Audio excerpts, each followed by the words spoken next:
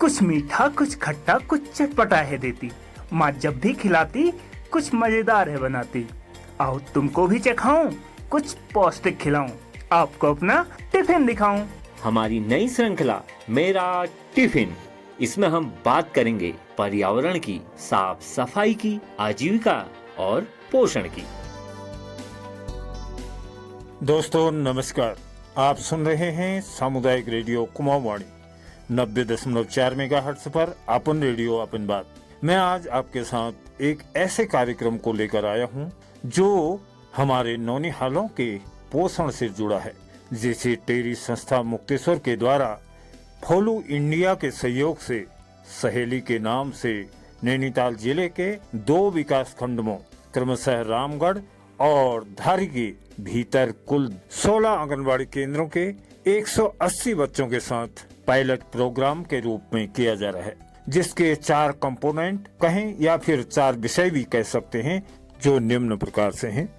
पहला है पोषण, जिसके भीतर स्थानीय परंपरागत खाद्यान्नों को प्रोसेस करके गुणवत्ता वाले भोज्य पदार्थों का निर्माण करना एवं सेवन करवाना है, ताकि पोषण को स्थानीय खाद्यान्नों के माध्यम से बढ़ावा दिया जा सके। दूसरा है जलवायु परिवर्तन से होने वाले दुष्परिणामों को कम करने के उपायों को अमल में लाना एवं बच्चों की सेहत के प्रति जागरूकता को बढ़ावा देना है। तीसरा है आजीविका यानी कि फूड सिक्योरिटी।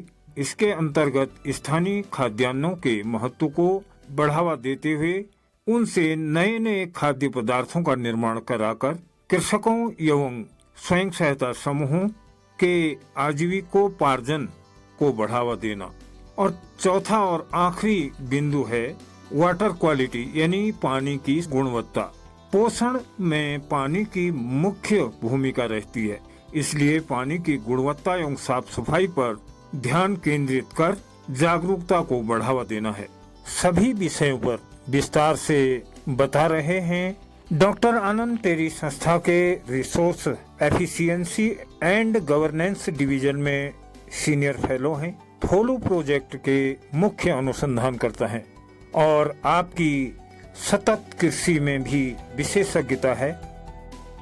जैसा कि आप सब जानते हैं, कुपोषण सबसे गंभीर चुनौतियों में से एक है जी, जिसका अभी भारत सामना कर रहा है। हालांकि भारत ने अनाज, सब्जियों और अन्य खाद्य वस्तुओं के उत्पादन में आत्मनिर्भरता हासिल कर लिया है, पर पोषण सुरक्षा में अभी हम इसको तब्दील नहीं कर पाए हैं जी। और इसके लिए हमें आगे बहुत प्रयास और कदम उठाने हैं। इसके साथ ही स्वच्छता और पानी की समस्याएं भी पोषक तत्वों के खराब अवशोषण का कारण बनती है और पोषण संबंधी चुनौती को और बढ़ा देती है जी।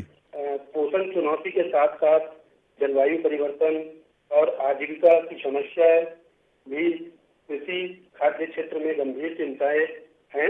इसके अंतर्गत फोलू इंडिया, फोलू जिसका फुल फॉर्म है food and land use solution और TERI the energy and resources institute ने एक कार्यक्रम शुरू किया है, जिसके द्वारा पूरे वर्ष तक सूक्ष्म पोषक तत्व किफायती दामों पर मिल सकेंगे और किसानों की आजीविका के अवसरों में भी सुधार आएगा जी।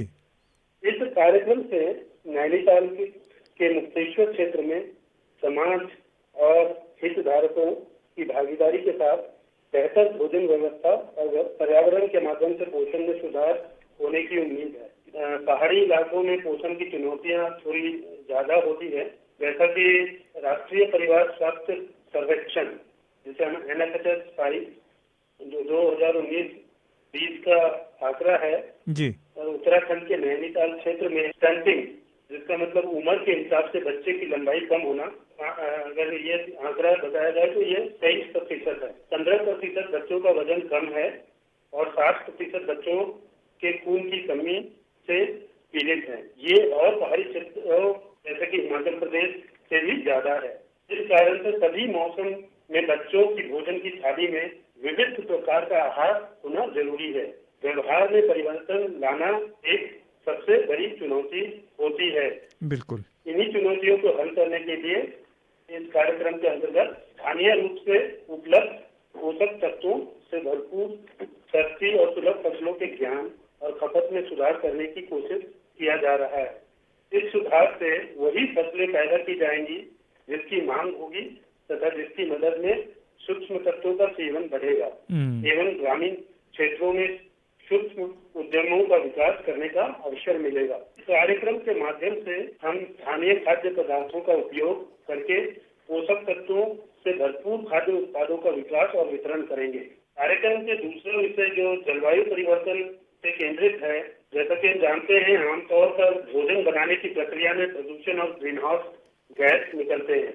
इसलिए स्थानीय खाद्य प्रणाली प्राप्त करने और खाना पकाने के लिए स्वच्छ ईंधन का उपयोग जैसे सौर ऊर्जा पे इस कार्यक्रम में फोकस किया जा रहा है। इससे पर्यावरण पर नकारात्मक प्रभाव कम पड़ेगा।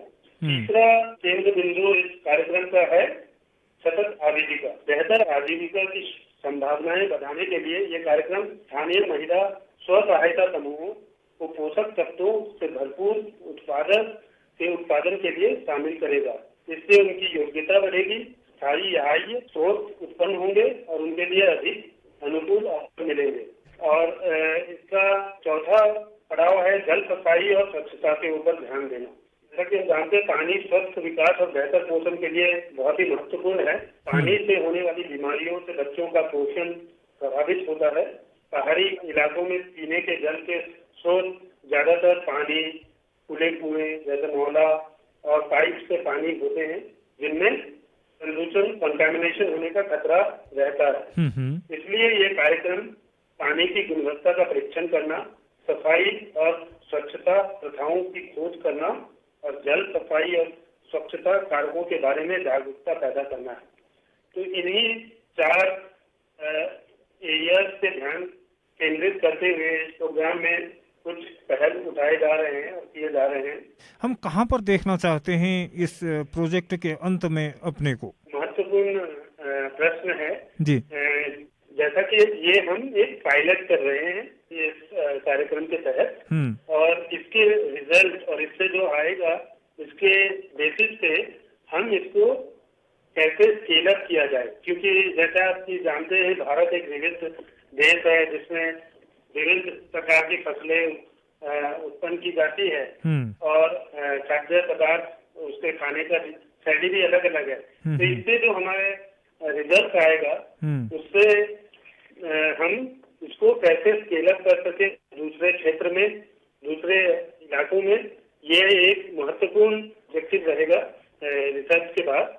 इसमें और ये भी देखा जाएगा जो मोर इन टर्म्स ऑफ किस तरह की बिजनेस मॉडल्स होने चाहिए, जो लोकल प्रोडक्शन कंजम्पशन उत्पादन और उपयोग खपत की जो बात होती है खाद्य पदार्थ के, तो उसमें किस तरह के बिजनेस मॉडल्स हो। अभी जैसे हम कोशिश कर रहे हैं, प्रयत्न कर रहे हैं आंगनबाड़ी ICDS के चैनल के थ्रू से, तो मार्केट चैनल के थ्रू से भी करने की क्या इसकी पॉसिबिलिटीज है। मैं रुख करूंगा बिदु जी की तरफ, जो कि खाद्य एक्सपर्ट हैं। विगत 8 साल से टेरी के साथ जुड़कर काम कर रही हैं। बिदु से जानना चाहेंगे कि पोषण कितना जरूरी है एक बच्चे के सर्वांगीण विकास के लिए। जब हम पोषण की बात करते हैं, आपकी ये बात बिल्कुल सही है, सबका पोषण उतना ही जरूरी है, परंतु हम बच्चों को ज्यादा महत्व इसलिए देते हैं क्योंकि बच्चों के जो पहले 5-6 साल होते हैं उसमें उनका जरा सा भी अगर कुपोषण की तरफ वो जाते हैं तो उनकी आगे की जिंदगी पर भी उसका पूरा असर होता है। जो पहले 5-6 साल होते हैं उसमें उनका विकास पूरा होना बहुत जरूरी है।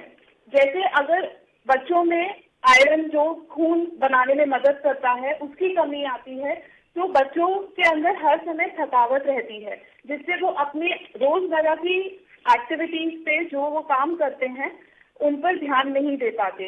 इसी तरीके से अगर हम उनके पोषक तत्व पे ध्यान दें तो उनकी मानसिक विकास में भी हानि पहुंचती है। इस वजह से हम बच्चों के ऊपर ज्यादा ध्यान देते हैं। जैसे आप देखेंगे जो हमारा अभी प्रोजेक्ट वहाँ पे चल रहा है, उसके अंदर हमने जल और स्वच्छता के ऊपर भी उतना ही इम्पोर्टेंस दिया है, क्योंकि कहीं ना कहीं अगर आप जो पानी पीते हैं या अगर आपके आसपास वो स्वच्छता नहीं मेंटेन होती है, उसकी वजह से बच्चे जल्दी बीमार पड़ते हैं। और अगर वो जल्दी बीमार हो रहे हैं तो जो भी उनका खान पान है, चाहे वो कितना ही पौष्टिक हो, पर उनको बीमारियों की वजह से वो उनकी शरीर में यूज नहीं हो पाता है। इस वजह से उनमें कमजोरी बहुत जल्दी आती है। आपको ले चलता हूँ डॉक्टर कन्हैया लाल जी की तरफ। डॉक्टर लाल टेरी संस्था के पर्यावरण एवं स्वास्थ्य एरिया में एसोसिएट फेलो हैं। डॉक्टर कन्हैया जी ने IIT बॉम्बे से पर्यावरण विज्ञान एवं अभियांत्रिकी में MSc और PhD की है। डॉक्टर लाल फोलो प्रोजेक्ट के पोषण सुरक्षा भाग के मुख्य अनुसंधानकर्ता हैं। आपसे हम जानना चाहेंगे इस पूरी मुहिम को सफलतापूर्वक अंजाम तक पहुंचाने में अभिभावकों की भूमिका को आप कैसे देखते हैं? बिना अभिभावकों के सहयोग के तो ये हमारा प्रोजेक्ट चल नहीं पाएगा। हाँ। तो अभी हम लोग जब भी आंगनवाड़ी में जाते हैं, हाँ। तो वहाँ आंगनवाड़ी में जो भी अभिभावक मौजूद होते हैं, हम उनसे बात करते हैं, हम उन्हें अपने प्रोजेक्ट के बारे में समझाते हैं कि इस प्रोजेक्ट का क्या मतलब है और बच्चों के स्वास्थ्य पे हम कितना ध्यान दे रहे हैं। और खास करके हम उनको ये भी बताते हैं कि देखिए, जो हमारा मोटा अनाज है, जैसे मडुआ आपके परंपरागत भोजन का पहले से भी सोर्स रहा है, और मडुए में जो सूक्ष्म पोषक तत्व है, माइक्रो न्यूट्रिएंट, जैसे आयरन हुआ, कैल्शियम हुआ, ये आयरन और कैल्शियम, जैसे खून की कमी की बीमारी एनीमिया होती है, और कैल्शियम हड्डियों को मजबूत करता है ना। तो ये अगर शुरू से ही बच्चों को दिया जाए तो उनका एक तरह से आधारभूत ढांचा तैयार हो जाता है, फिर वो पूरी जिंदगी के लिए बच्चों को सहायता करता है। तो इस हिसाब से हम अभिभावकों से मिलकर के अपनी बात को रखते हैं। इसका मुख्य उद्देश्य तो हमारा पोषण ही है, लेकिन इसके साथ साथ हम स्थानीय लोगों की जीविका संवर्धन के लिए स्थानीय लोगों में जैसे मोटा अनाज मडुआ है, रामदाना है ना, तो ये सब चीजें हैं। शहद वहाँ बहुत होती है, तो ये सब चीजें हम स्थानीय स्तर पर खरीदते हैं और इसको अपने जो हम प्रोडक्ट बना रहे हैं, मडुआ बेस्ड प्रोडक्ट है हमारा, जिसमें कि हमारा चॉकलेट है और एक मडुआ का बिस्किट है। तो ये सारी जितनी भी रॉ मटेरियल जिसे हम कह सकते हैं, ये वहाँ उपलब्ध है स्थानीय स्तर पर। हम उनको उपयोग करके बनाते हैं, और इसके बनाने में जो स्वयं सहायता महिला ग्रुप वहाँ पे एक्टिव है, कार्यरत है, वो सारे लोगों को हम जब इसमें हम इन्वॉल्व करते हैं, तो इस तरीके से हम स्थानीय स्तर पर आजीविका के लिए वो सारी चीजें भी इस प्रोजेक्ट में उपलब्ध करा रहे हैं। सभी संदर्भ व्यक्तियों को बहुत बहुत धन्यवाद कि आप लोगों ने इतनी महत्वपूर्ण जानकारी अपने माध्यम से दी। उम्मीद करते हैं कि यह जानकारी हमारे सुनने वाले प्रत्येक श्रोता के लिए फायदेमंद होगी। धन्यवाद। यह कार्यक्रम फोलो इंडिया प्रोग्राम के अंतर्गत टेरी संस्था के सहयोग से कुमाऊवाणी सामुदायिक रेडियो द्वारा जनहित में प्रचारित एवं प्रसारित किया जा रहा है।